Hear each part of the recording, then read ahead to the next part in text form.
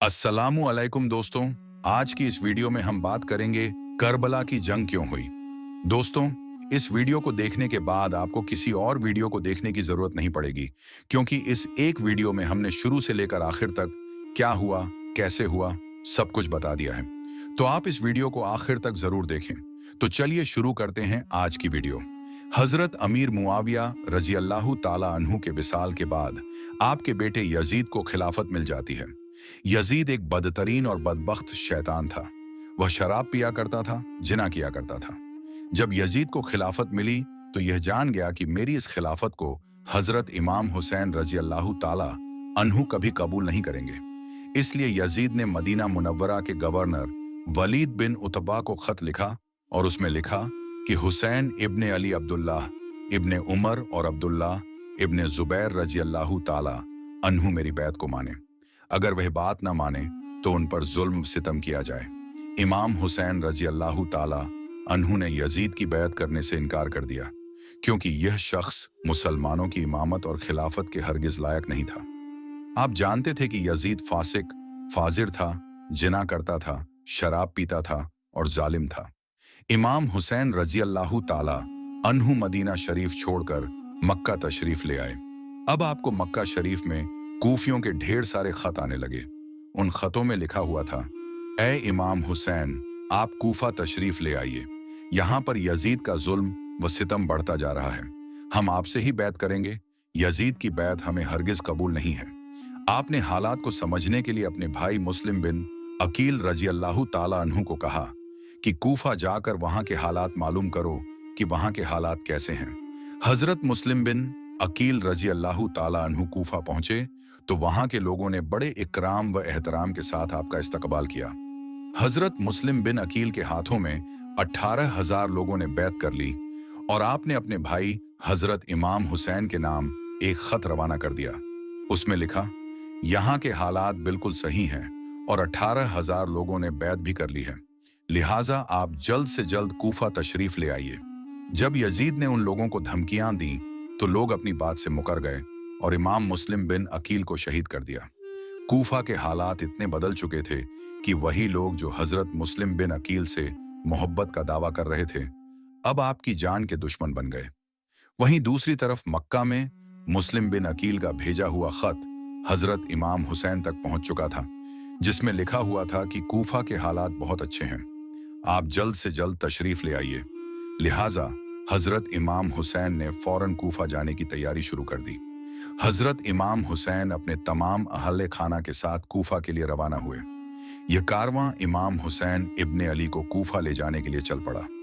इमाम हुसैन रजी अल्लाह ताला अन्हु को हजरत मुस्लिम बिन अकील की शहादत और कूफा की बेवफाई की खबर उस वक़्त मिली थी जब आप मक्का शरीफ से कूफा की तरफ रवाना हो चुके थे। जब आप कूफा शहर के बिल्कुल करीब पहुंचे तो आपको यजीदी फौज ने रोकने की कोशिश की। हजरत इमाम हुसैन ने फरमाया, मैं तुम लोगों के बुलाने पर ही कूफा शहर में आया हूं। अगर तुम लोग चाहते हो कि मैं कूफा में ना आऊं तो मुझे वापस जाने दो, मैं वापस जाने के लिए तैयार हूं। मगर पूरी फौज ने हजरत इमाम हुसैन रजी अल्लाह ताला अन्हु को कूफा शहर में दाखिल नहीं होने दिया। लिहाजा हजरत इमाम हुसैन ने अपने पूरे काफिले के साथ अपना रास्ता बदल लिया। चलते चलते आप एक चटियल मैदान में पहुंच गए तो आपने एक शख्स से सवाल किया कि यह कौन सी जगह है। उस शख्स ने कहा, इस जगह को करबला कहा जाता है। तो हजरत इमाम हुसैन रजी अल्लाह ताला अन्हु ने अपने तमाम लश्कर को हुक्म दिया कि यहीं पर खेमा लगा दिया जाए। लिहाजा इस तरह से हजरत इमाम हुसैन करबला के मैदान में पहुंचे। उधर यजीदी फौज को इस बात का इल्म हुआ कि हजरत इमाम हुसैन ने अपना खेमा करबला के मैदान में लगाया है, तो यजीदी फौज ने भी फौरन करबला के मैदान में पहुंचना शुरू कर दिया। यजीद की जो फौज करबला पहुंच रही थी, उनके सिपह सालारी इब्ने साद कर रहा था। हजरत इमाम हुसैन ने इब्ने साद से कहा, या तो तुम मुझे यजीद के पास ले चलो या फिर मुझे अपने शहर मक्का वापस जाने दो। लेकिन इब्ने साद ने इन दोनों बातों में से कोई भी बात कबूल नहीं की और वह हजरत इमाम हुसैन को यजीद की बैत करने पर मजबूर करता रहा। लेकिन आपने उसकी एक भी बात नहीं मानी। ऐसे ही करते हुए दिन गुजरते गए और 3 मुहर्रम का दिन आ गया। अब जालिम यजीद ने इमाम हुसैन के सामने 22,000 सिपाहियों का लश्कर भेज दिया। दूसरी तरफ हजरत इमाम हुसैन के साथ 82 लोग थे, जिसमें औरतें और बच्चे भी शामिल थे।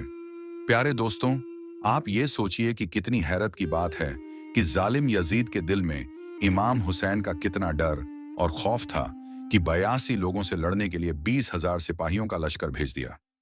हजरत इमाम हुसैन के सामने यजीदी फौज के हौसले पस्त हो गए। आखिरकार उन्होंने यह फैसला किया कि इमाम हुसैन को हराना है तो उनका पानी बंद करना पड़ेगा और तभी इनका मुकाबला किया जा सकता है। प्यारे दोस्तों, ऐसे ही करते हुए दिन गुजरते गए और 7 मुहर्रम का दिन आ गया। 7 मुहर्रम को ही यजीदी फौज ने इमाम हुसैन के काफिले वालों पर पानी बंद कर दिया। मेरे प्यारे मुसलमान भाइयों, हम आपको यह बताते चले कि करबला के मैदान में पानी का कोई भी इंतजाम नहीं था सिवाय नदी फौरात के। लेकिन 7 मुहर्रम के दिन फौरात का पानी भी हजरत इमाम हुसैन के काफिले वालों पर बंद कर दिया गया। हजरत इमाम हुसैन और उनके साथ मौजूद तमाम जवान लोग तो इस प्यास को बर्दाश्त करते रहे, लेकिन छोटे छोटे बच्चों और औरतों की प्यास की वजह से बुरा हाल हो चुका था। जालिम यजीद ने इमाम हुसैन के घर वालों और तमाम साथियों को घेरे में ले रखा था। उन्होंने यह तय किया कि अब 9 मुहर्रम के दिन इमाम हुसैन को कत्ल कर दिया जाए। हजरत इमाम हुसैन ने हजरत अब्बास से कहा, अब्बास, जाओ यजीद की फौज के पास और उनसे कहो कि हमें एक रात अल्लाह की इबादत करने के लिए दी जाए। जब हजरत अब्बास ने एक रात की मोहलत के लिए कहा तो उन्होंने आपकी बात मान ली। जब तक 9 मुहर्रम की तारीख आई तब तक हजरत इमाम हुसैन को यह यकीन हो चुका था कि यजीदी फौज का मकसद सिर्फ और सिर्फ मुझे शहीद करना है। इसके अलावा यजीद कुछ भी करने के लिए तैयार नहीं है। इसीलिए हजरत इमाम हुसैन ने 9 मुहर्रम की रात में अपने तमाम अहले खाना वालों को एक जगह पर इकट्ठा किया और आपने कहा, यह बात तो तय हो चुकी है कि यहाँ मौजूद सभी लोग 2 दिनों के अंदर शहीद कर दिए जाएंगे, इसलिए जो भी आप में से वापस लौटना चाहे वह लौट सकता है। हजरत इमाम हुसैन ने फौरन खेमे में जल रहे तमाम दियों को बुझवा दिया और अंधेरा करवा दिया ताकि जो भी जाना चाहे वह बेझिझक चला जाए। थोड़ी देर बाद जब दिए दोबारा जलवाए गए तो सारे के सारे लोग बैठे आंसू बहा रहे थे, यानी कोई भी हजरत हुसैन को अकेला छोड़कर जाने को तैयार नहीं था। प्यारे दोस्तों, आखिरकार 10 मुहर्रम का दिन आ गया और हजरत इमाम हुसैन और यजीद की फौज के बीच जंग शुरू हो गई। जहां एक तरफ यजीद की एक बड़ी फौज थी तो दूसरी तरफ इमाम हुसैन के साथ सिर्फ 72 लोग थे। इतने में यजीदी फौज का हमला शुरू हो गया और हर शहीद ने शहादत का जाम खुशी से पिया। कभी हूर शहीद होते हैं तो कभी कासिम शहीद होते हैं तो कभी अली अकबर शहीद होते हैं तो कभी औन मोहम्मद शहीद होते हैं। 3 दिन के प्यासे इमाम हुसैन के घर वाले और तमाम लोग यजीदी फौज से जंग करते रहे और एक एक करके शहीद होते गए। हजरत अब्बास अलंबरदार से हजरत इमाम हुसैन के 6 महीने के बेटे अली असगर की प्यास नहीं देखी गई। आपने एक मशकीजा लिया और घोड़े पर सवार होकर नहर फौरात के किनारे पहुंच गए और आपने एक मशकीजा पानी से भर लिया। लेकिन जब आप पानी लेकर वापस लौटने लगे तो यजीदी फौज ने आपके ऊपर लगातार तीर बरसाना शुरू कर दिया। हजरत अब्बास जब तक हजरत इमाम हुसैन के खेमे तक पहुंच पाते तब तक यजीदी फौज ने लगातार तीर चलाकर हजरत अब्बास अलंबरदार को शहीद कर दिया। इस तरह हजरत अब्बास अलंबरदार शहीद हो गए। इस तरह एक एक करके तमाम अहले बैत के नौजवान शहीद हो गए और हाशमी शेर शहादत का जाम पीते चले गए। धीरे धीरे करके जब हजरत इमाम हुसैन के सभी साथी शहीद हो गए तो उसके बाद हजरत इमाम हुसैन ने खुद मैदान में तलवार लेकर निकलने का फैसला किया। इमाम हुसैन अपनी तलवार से काफी लंबे वक्त तक यजीदी फौज का अकेले मुकाबला करते रहे। हजरत इमाम हुसैन के तन्हा होने के बावजूद आपके मुकाबले में कोई सामने आना नहीं चाहता था और इसकी सिर्फ एक ही वजह थी कि आप हजरत अली हैदर कर्रार के बेटे थे। यजीदी फौज को यह यकीन हो गया था कि हम किसी भी तरह से हजरत अली के बेटे से मुकाबला नहीं कर सकते। इसीलिए यजीदी फौज के कमांडर ने अपने तमाम फौजियों को हजरत इमाम हुसैन के ऊपर एक साथ हमला करने का हुक्म दिया। फिर तमाम यजीदी फौज के सिपाही हजरत इमाम हुसैन पर एक साथ मिलकर हमला करने लगे।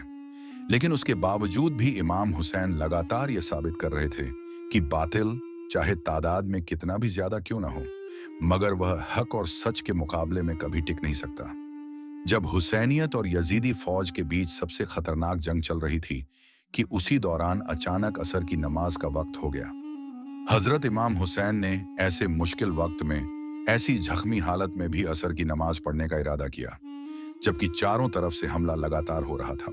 तो हजरत इमाम हुसैन ने जैसे ही नमाज पढ़ना शुरू की, यजीदी फौज को वह मौका मिल गया जिसका वे लोग एक लंबे वक्त से इंतजार कर रहे थे।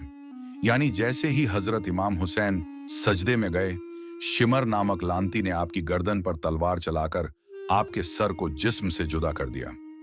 हजरत इमाम हुसैन की शहादत के बाद आपके सरे मुबारक को एक थाल पर रखकर पूरे कूफा में घुमाया गया। आपके सरे मुबारक को गली गली में घुमाकर जुलूस निकाला गया। करबला की इस जंग में हजरत इमाम हुसैन के घर वालों में से सिर्फ आपकी एक औलाद ही बची थी, जिनका नाम था हजरत जैनुल आबिदीन। इसके अलावा हजरत इमाम हुसैन के काफिले में मौजूद तमाम औरतों को कैद करके खतरनाक तूफानों के बीच शामा शहर लाया गया। भले ही उस दिन इमाम हुसैन को शहीद कर दिया गया था, लेकिन आज भी हजरत इमाम हुसैन पूरी दुनिया में कयामत तक के लिए जिंदा हैं। और यजीद, वह तो डूब गया शाम के अंधेरों में, जबकि हुसैन चमक उठे दुनिया में रोशनी की तरह। हजरत इमाम हुसैन ने इस्लाम के लिए अपने आप को और अपनों को कुर्बान कर दिया, और हमें यह सबक मिला कि किसी भी हालत में नमाज नहीं छोड़नी चाहिए।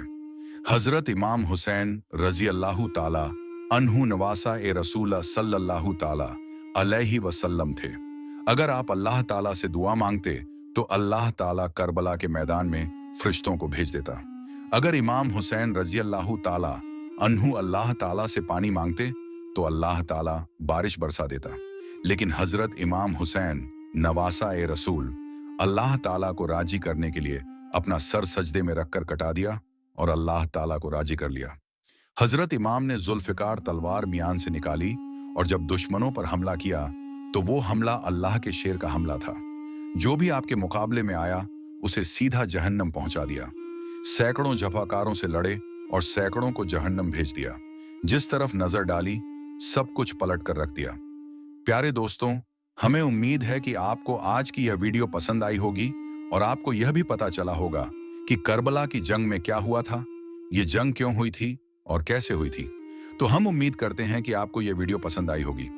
इस वीडियो को आप लाइक करें, अपने दोस्तों के साथ शेयर करें, और अगर अब तक आपने हमारे चैनल अजहरी निस्बत को सब्सक्राइब नहीं किया है तो अभी सब्सक्राइब करें और साथ में लगी बेल आइकन को जरूर दबाएं, ताकि जब भी हम कोई नया वीडियो अपलोड करें तो सबसे पहले उसकी नोटिफिकेशन आप तक पहुंचती रहे। तो मिलते हैं फिर एक नए वीडियो के साथ। तब तक के लिए अस्सलामु अलैकुम व रहमतुल्लाहि व बरकातुहू।